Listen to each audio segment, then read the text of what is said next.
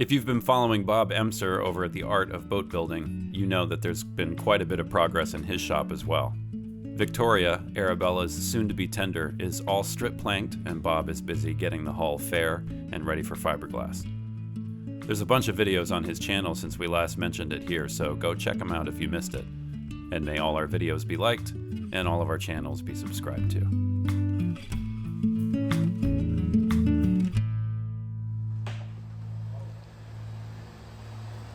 Back in the Arabella boathouse, Steve and his small army keep moving forward, with several projects long on the back burner finally having their day. Special thanks to our Patreon supporters who are helping to build and tell the story of Arabella, and all those that have enjoyed this boat not getting built in a day.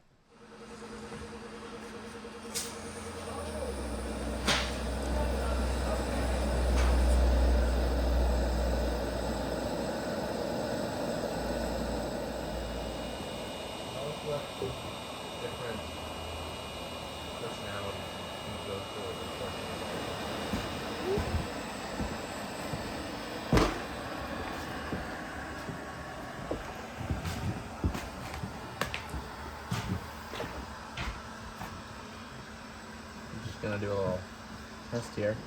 We're beeping. Did it beep? Yes.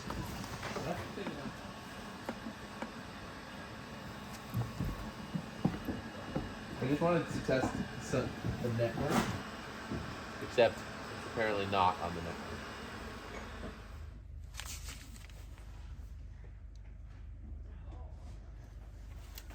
Way back in episode 38, when the lead keel was still sitting upside down, the worm shoe was made along with the other keel timbers.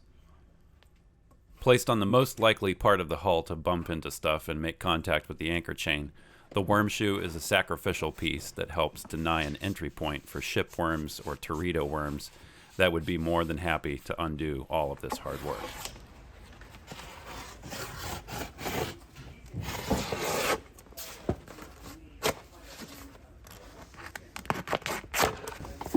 Whoa, what's going on here? Tar. Oh, this is the Worm shoe. I knew there would be a special name for it. I just didn't know what it was. The worm shoe.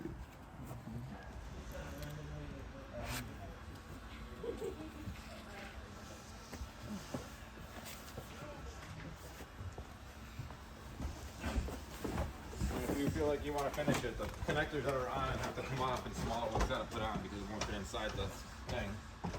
Yeah. But they literally just get screwed in and it's just still 2 wires left. I already have the ground put back in where it was before. Nice.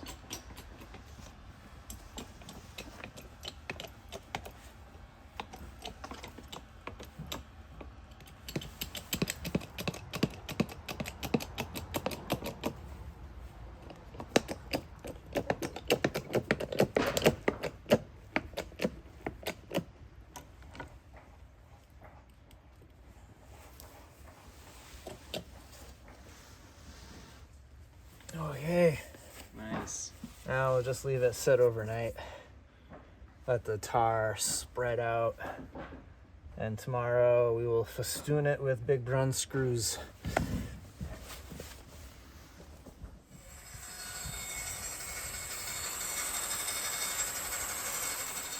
Another project that's been waiting in the wings for work on deck to finish is the tow rail. It's been coming together in the background over the last few months. But now Ross confirms that the starboard side is pitch perfect, so Steve finished the last of the assembly before attaching one of the 2 rails to the bronze brackets. We're scraping off, or scuffing up the 6th coat at this point. No wonder it looks so good. One more after this then? Well, he said anywhere from 6 to 10 for everything, so it feels like this coat plus 1, always. Yeah.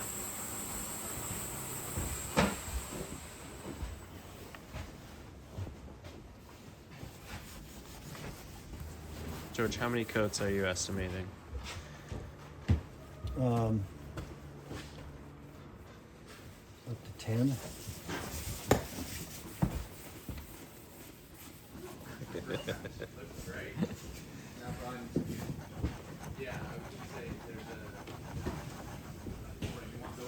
Yeah, 2 little holes again. So we're gonna patch that yet again.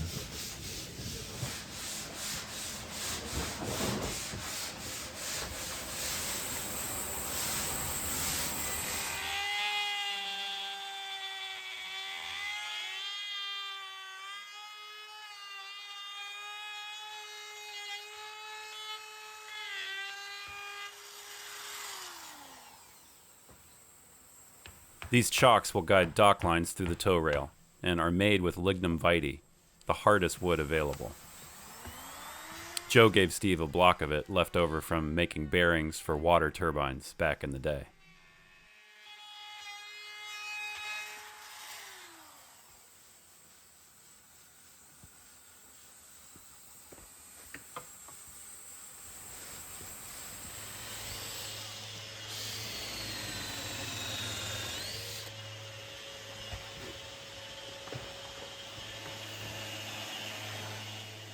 And over on the bench, Scott finished up a remake of the housetop handrails. When the earlier half-lapped version fell off the deck by accident, it broke on the glue line, so Scott and Aiden made up new ones of laminated cherry. Alright, can we get everyone spread out along this thing? Just gotta make sure I get those caught in anything. Alright, ready to go up?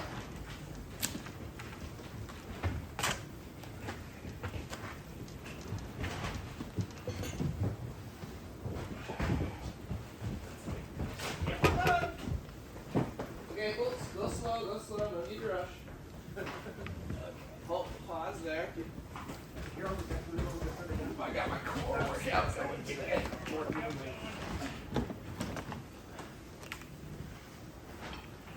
Coming down.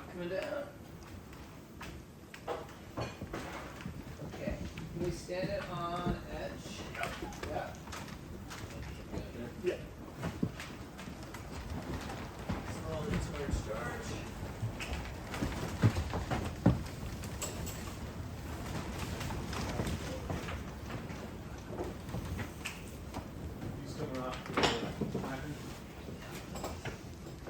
You going to the bottom under? Do you have like a shim we could put to set the height under the bottom? Yeah, I will go through and go do all that. I just want to get it To protect the... Maybe F clamp. I don't know if that's gonna fit through here. Hey, will this one? It does have a deep enough throat. I think it's the same.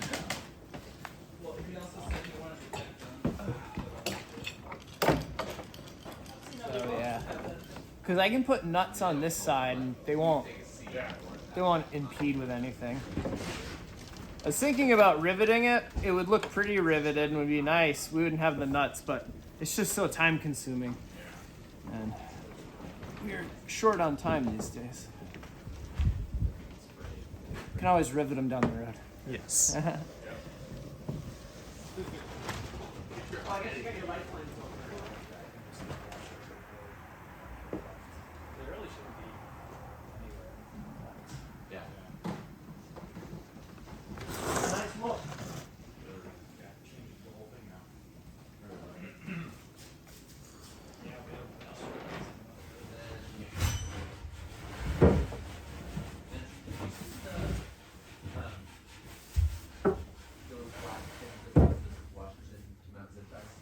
Hey Madison.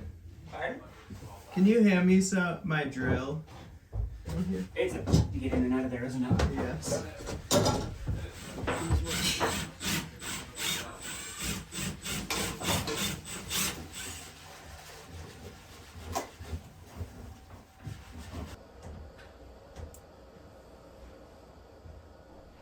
As Aiden got a bit of light shining in the forepeak, Steve got ready for possibly the last job on the boat fit for his weapon of choice.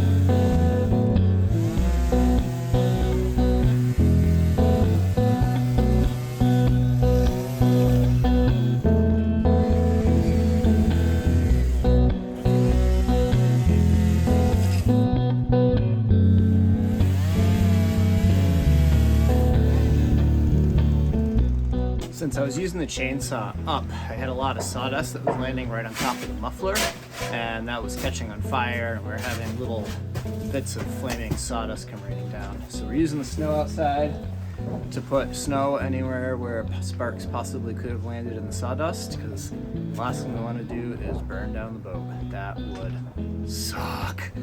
So, snow is cheap insurance.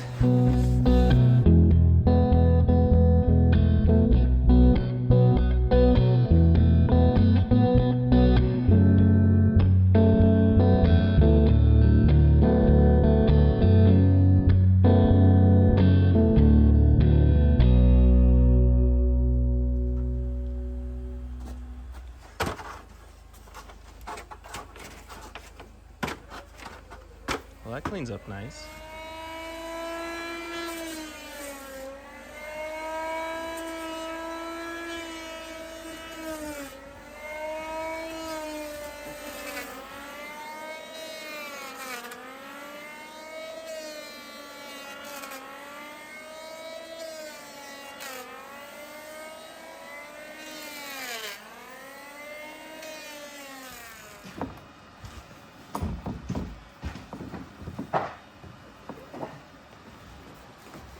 The tow rail is temporarily attached, waiting on some shorter bolts.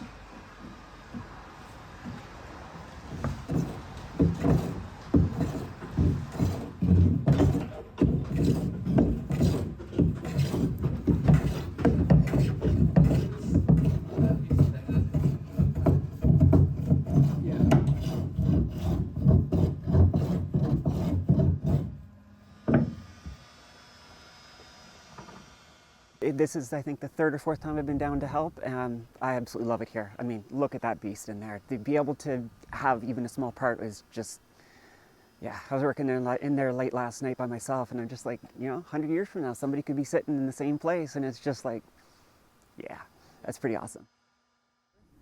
One of the big things that's really different about Arabella compared to most boats is the fact that everything is being run in conduit, which, if you're doing a retrofit, it's hard to do because you don't have enough space, and big companies aren't going to do that. Like big boat production companies aren't going to do that. It's one of the benefits of this boat being built from the ground up is they can plan for conduit. That means down the road, if they want to add some circuits, change something because some wires are bad, it's going to be trivially easy. The downside is it's a lot of extra work, but it's really nice now that it's largely done. I am documenting my own process of converting a 1981 CNC Landfall 38 into electric propulsion. So I like angry pixies, so I don't like diesel smoke, so I bought the boat to rip the engine out and convert it to electric, but I'm trying to do it in a way that gives me really good range that would be comparable to diesel powered. But the amount of batteries I need for that was cost prohibitive. So the channel kind of started as, I'm going to try to do something stupid and build a really big battery. Do you want to watch? And yeah, so now I've got the boat and I'm getting ready to bring her home to start the conversion. If you're interested in seeing an electric boat get built by somebody who has no professional experience whatsoever, it's The Digital Mermaid.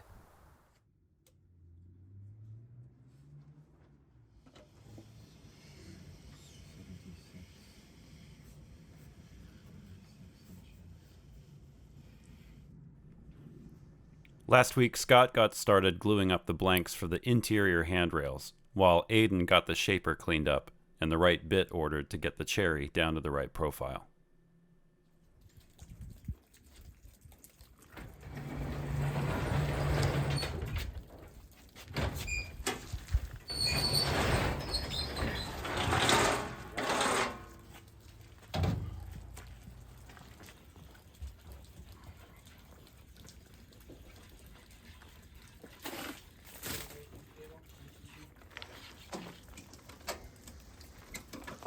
Plugged in?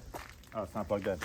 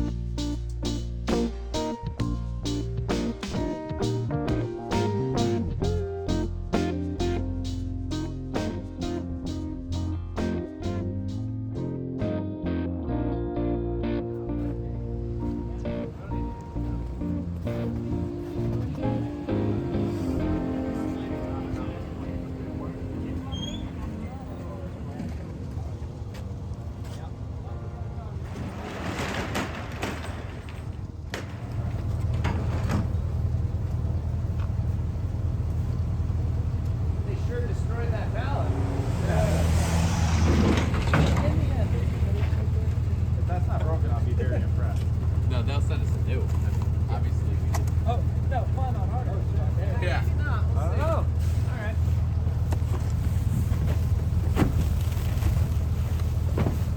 Oh, I do have a knife. Yeah. Well, that was good work. You guys are supposed to keep an eye on traffic. We are. George got that. Yeah, there's so much traffic here. I don't see any damage on it. Well, we can say we already did a manufacturer's test, and the 200-watt Overland Dometic Go Power can survive shipment. Can survive a broken pallet. 200-watt panels.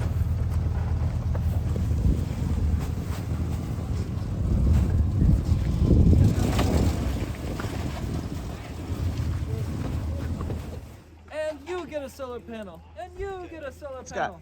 And Scott, you get a solar panel. I was just My truck with this one.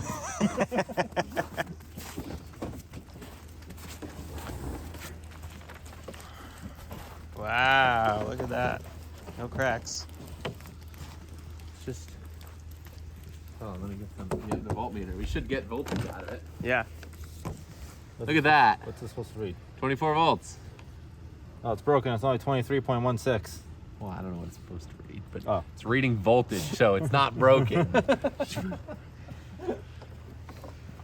That's what we like to see. Does it make power? Yeah. These things are pretty sweet. They're pretty light for how big they are. The aluminum frame is nicely integrated. Right? Where's this gonna sit on the boat? That's a On question. Steve's sauna out back? Steve's sauna. Do we have more? Are there pads in the bottom of this? Yeah. Oh, you got the freaking lightest box out there. Yeah. It's the smallest one. Smallest one, but heaviest one. Are they in there? Yeah.